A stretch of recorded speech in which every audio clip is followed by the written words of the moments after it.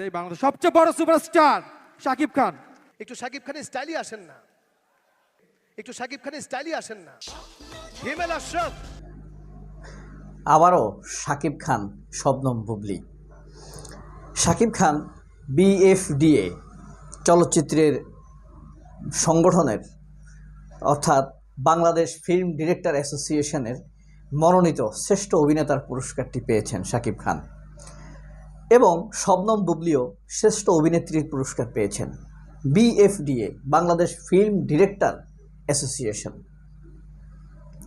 এই পুরস্কারটি কেন গুরুত্বপূর্ণ, কেন মেরিল প্রথম আলোর চাইতে এর গুরুত্ব অনেক বেশি, এর সিলেকশন কেন অনেক মানসম্মত, এবং এই পুরস্কারটি কেন জাতীয় চলচ্চিত্র পুরস্কারের কাছাকাছি, শবনম বুবলি কাদেরকে হারিয়ে পুরস্কারটি জিতলেন, শাকিব খানের সাথে কম্পিটিশন করেছে কারা, এই সব বিষয় নিয়ে আলোচনা করব।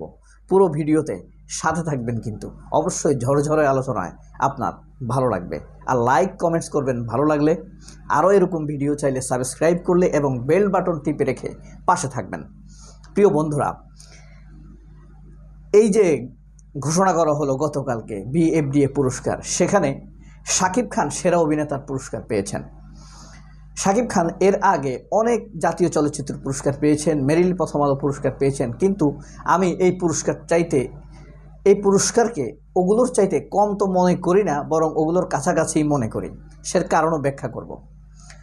শবনম বুবলি একইভাবে শ্রেষ্ঠ অভিনেত্রীর পুরস্কার পেয়েছেন। বুবলি কাদেরকে হারিয়েছেন, বুবলি সেই বিষয় নিয়েও কথা বলবো। এই যে আগে কি শাকিব খানের কথা বলবো নাকি শবনম বুবলির কথা বলবো? আগে শবনম বুবলির কথা বলি। প্রধান অতিথি পরে বক্তৃতা দেয়। শাকিব খান তো আরও বড় অভিনেতা, আরও বড় নায়ক, মেগা স্টার, তার কথা পরে বলি। শবনম বুবলির কথা বলে নিন। শবনম বুবলি বিএফডিএ পুরস্কার পেয়েছেন, এটি সবাই জানে। কেন পেয়েছেন, কাদেরকে হারিয়েছেন, কি কারণে পেলেন, এই পুরস্কারটি শবনম বুবলির জন্য কেন আরও বড়, এটি কেন শবনম বুবলির জন্য অলংকার। একজন পরিচালক একটি সিনেমার ক্যাপ্টেন, আর বিএফডিএ এই সংগঠনটি পরিচালকদের সংগঠন। একজনের নমিনেশন ভুল হলে আরেকজন ঠিক হবে, একজনের ভুল হলে আরেকজন ঠিক হবে। এখানে ভুল হওয়ার সম্ভাবনা কম, কারণ একজন পরিচালকই সিনেমার ক্যাপ্টেন হিসেবে জানেন কে পরিচালকদেরকে শিডিউল ফাঁসায়, কে সেট সাজানোর পর সেটে আসে না 2-3 দিন যাবৎ, কারা পরিচালকদেরকে ফাঁকি দিয়ে চলে যায়, কে পরিচালকের কথা শুনে না, কে পরিচালকদেরকে ঝগড়া করে, পরিচালকের সাথে ঝগড়া করে পরিচালকের ছেলের নামে চেইন চুরির মামলা দেয়, তারা কারা।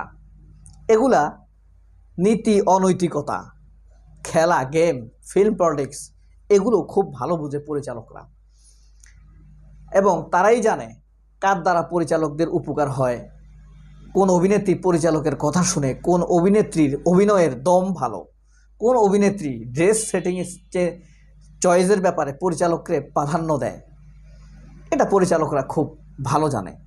এ কারণে আমি এই পুরস্কারটাকে খুব গুরুত্বপূর্ণ মনে করি শবনম বুবলির জন্য অন্তত।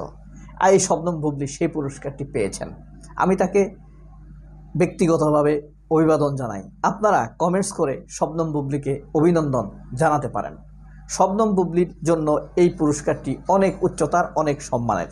শাকিব খানের জন্যও সম্মানের, সেটা পরে বলছি। যাই হোক, এই যে পরিচালকরা সিলেকশন করার কারণেই আমি সবসময় এই পুরস্কারটিকে মেরিল প্রথম আলোর চাইতে উপরে মনে করি।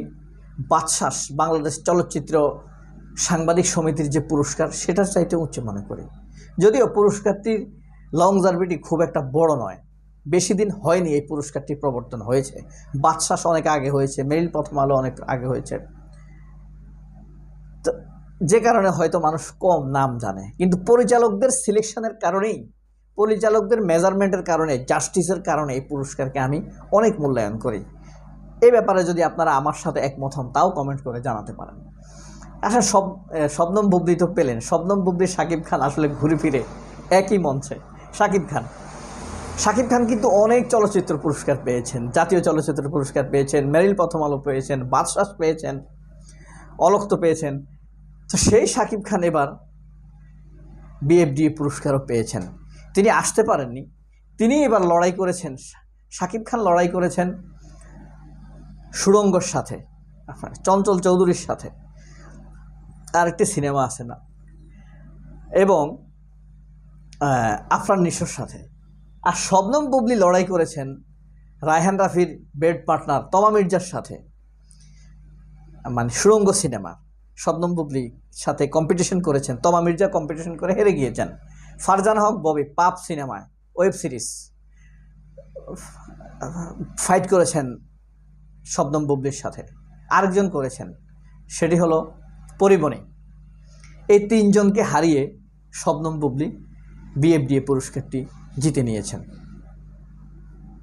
শাকিব খান আফরান নিশোকে হারিয়ে পুরস্কারটি নিয়ে, যাই হোক, শাকিব খান কাকে হারিয়েছেন এটি উল্লেখযোগ্য বিষয় নয়। শাকিব খান সবার চাইতে বড়, বরং শাকিব খান যদি এই পুরস্কার না পেতেন তাহলে এই পুরস্কারটি প্রশ্নবিদ্ধ হতো, তাই না? এবং শাকিব খানের পক্ষ থেকে পুরস্কার গ্রহণ করেছেন সবচেয়ে বড় superstar Shakib Khan. Himel Ashraf. Thank you. Saju খাদমের উপস্থাপনায় পুরস্কার অনুষ্ঠানটি হয়েছে। এই যে এখানে যে পুরস্কারটি ডিসপ্লে হয়েছে, শবনম বুবলিকে যেভাবে আসতে দেখা গিয়েছে, পুরস্কারের মঞ্চে শবনম বুবলি যেভাবে প্রশংসিত হয়েছেন পরিচালক দ্বারা, প্রযোজক দ্বারা, এবং তার রিসেন্ট পরিচালক প্রহেলিকা সিনেমার পরিচালক, এই মহিলার নাম কি যেন, ভদ্রমহিলা হলেন চয়নিকা চৌধুরী, তার যে প্রশংসা তিনি করেছেন, পরিচালক বুবলির মতো কানে কানে অভিনেত্রী দরকার, এরকম অভিনেত্রীর কথা বলে নাই। মুখে কথার খই ফোটে আর আকামের কথা রটে আশেপাশে।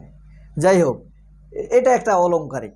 একজন পরিচালকের মুখে যখন শত শত পরিচালক শুনতে পান একজন অভিনেত্রীর প্রশংসা হচ্ছে, তিনি আরাম পাচ্ছেন, উপযুক্ত সময়ে তাকে পাচ্ছেন, যেভাবে ডিরেকশন দিচ্ছেন, ডিরেক্টরের ডিরেকশন যেভাবে দেয়া হয় সেভাবে তিনি শুনছেন, তাহলে অন্য পরিচালকরা তো অনুপ্রাণিত হবেনি সেই অভিনেত্রীর প্রতি। তাছাড়া বুবলি অনেক ছবিতে অভিনয় করেছেন, এবছরই প্রায় 14টি সিনেমাতে অভিনয় করতে যাচ্ছেন, 5-6টি প্রায় শেষ।